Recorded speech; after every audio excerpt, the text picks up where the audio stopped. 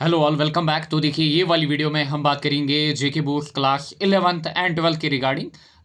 Specially हम बात करेंगे आपकी प्रेपरेशन के रिगार्डिंग एंड लास्ट 1 मंथ यानी कि डेट शीट के टाइम या फिर एग्जाम से पहले जो 1 मंथ है वो आपको कैसे यूटिलाइज करना है।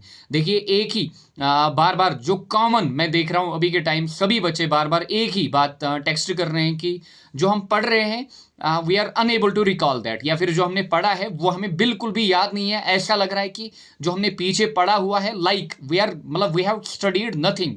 ऐसे लग रहा है कि दिमाग में कुछ जा ही नहीं रहा है। देखिए, ये हर एक के साथ होता है।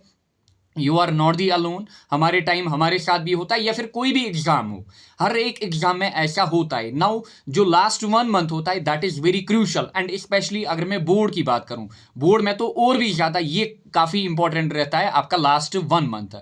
अब आपको करना क्या है, किस सब्जेक्ट में कितना टाइम देना है, किस यूनिट को आपको कितना टाइम देना है, इसके लिए मैं आपके अलग डिटेल्ड वीडियोस बनाऊंगा लाइक मैंने लास्ट ईयर बनाए थे, एंड जो कि आपके लिए काफ़ी ज़्यादा हेल्पफुल रहा था, वो मैं अलग से बनाऊंगा। बट यहाँ पे मैं एक कॉमन थिंग आपको बोलूँगा कि अभी आपको पहले कोशिश करनी है कि अपना सिलेबस क्या करें, बाई 15 अक्टूबर आप बाई हुक और क्रुक अपना जो रिमेनिंग सिलेबस है उसको ख़त्म करें।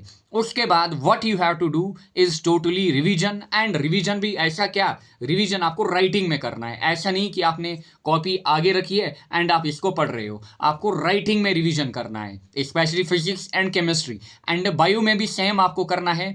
जो इंपॉर्टेंट क्वेश्चन होते हैं जो हर साल जिनकी प्रोबेबिलिटी है कि हाँ ये तो आएगा ही आएगा, उसको भी आपको राइटिंग में क्या करनी है, प्रैक्टिस करनी है। देन रही बात आपकी फिजिक्स की, 11th का 12th का ऑलरेडी मैंने पूरा कवर कराया है। 12th की अगर मैं बात करूं, जो आपका पहला यूनिट है दैट इज आपका इलेक्ट्रोस्टैटिक्स, उसको मैं थोड़ा अपडेट करूंगा, उसको मैं वन शॉट्स में कवर कराऊंगा। बाकी सेम रहने वाला है, जो मैंने 11th में पढ़ा है या फिर 12th का पढ़ा है दैट इज सेम। आप केवल और केवल फॉलो करिए, आपके पेपर में 100 आउट ऑफ 100 मैं गारंटी दे देता हूं। एंड जो मैंने लास्ट 10-15 ईयर्स के न्यूमेरिकल्स कराए हैं वो लगाइए, जो मैंने ऑब्जेक्टिव्स कराए हैं वो लगाइए, एंड फर्दर जो मुझे लगेगा अभी और इम्पॉर्टेंट चीज़ें हैं वो मैं लाऊंगा आपके रिगार्डिंग। एंड रही बात आपकी कि मेनली सभी का यही डाउट है कि जो हम पढ़ रहे हैं हमें लग रहा है कि हमने बिल्कुल कुछ भी नहीं पढ़ा है। सो इसके लिए एक ही चीज़ है, आप रिवीजन करते जाएं, आप प्रैक्टिस करते जाएं, जितना हो सके राइटिंग में चीज़ें आप क्या करें, रिवीजन करें।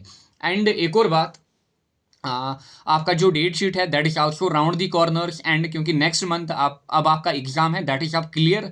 सो अब आपको केवल और केवल कोशिश करनी है जो आपके इंपॉर्टेंट टॉपिक हैं उनके ऊपर ध्यान देना। एंड एक और बात, जो मैंने इंपॉर्टेंट क्वेश्चंस लाए हैं, चाहे 11th की मैं बात करूं या 12th की बात करूं, बार बार आप नीचे टेक्स्ट करते हो क्या ये सफिशेंट रहेगा, क्या ये मतलब इतना करके हम 70 आउट ऑफ 70 या फिर 100 आउट ऑफ 100 लाएंगे। आई गारंटी अगर आप उतना फॉलो करो आपके पेपर में 100 आउट ऑफ 100 या फिर 70 आउट ऑफ 70 आएगा। आपको केवल और केवल वो फॉलो करना है, बट कंडीशन इज कम से कम आपके 3 से 4 रिवीजन होनी चाहिए। जितना आप रिवीजन लगाओगे उतनी चीजें जो हैं वो आपके माइंड में छप जाएंगी एंड आपको दिक्कत नहीं होगी। एंड बिलीव मी, अभी आपको लग रहा होगा कि हमें कुछ नहीं आ रहा है, हम फिजिक्स बोल रहे हैं, डिरिवेशंस बोल रहे हैं, स्पेशली 12th की अगर मैं बात करूं, मैथमेटिक्स में सिलेबस काफ़ी ज़्यादा है, आपको लग रहा होगा कि कुछ रिकॉल ही नहीं हो रहा है। आप कोशिश करें खाली राइटिंग की, जितना हो सके प्रैक्टिस करें। सो यही इंपॉर्टेंट मैसेज है कि हाँ, जो मैंने गेस्ट आपको दिया है या फिर इंपॉर्टेंट क्वेश्चन या फिर क्वेश्चन बैंक कह लो, that is more than sufficient. And just do practice, and कोशिश करें कि बाय 15 अक्टूबर आपका कुछ भी सिलेबस में नहीं रहना चाहिए। केवल और केवल आपको सिलेबस खत्म करना है इन दिनों में, उसके बाद खाली आपको रिवीजन एंड प्रैक्टिस करनी है। Best of luck, and I hope आप बढ़िया करोगे।